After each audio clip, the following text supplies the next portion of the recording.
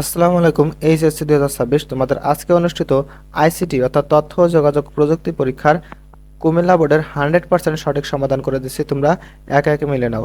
100% সঠিক সমাধান এটা তোমরা আমি ক খ গ ঘ এভাবে বলে যাব, তোমরা এক একটা করে মিলিয়ে নেবে। দেখো, একে খ আমি গ সেট থেকে করতেছি, তোমরা যে কোনো সেট থেকেই মিলাইতে পারবা।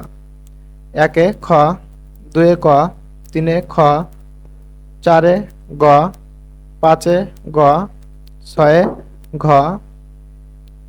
সাতে খ, আটে ক, নয়ে খ, দশে গ, এগারোতে খ, বারোতে ক, তেরোতে ক, চোদ্দোতে গ, পনেরোতে খ, ষোলোতে খ, সতেরোতে খ, আঠারোতে ঘ,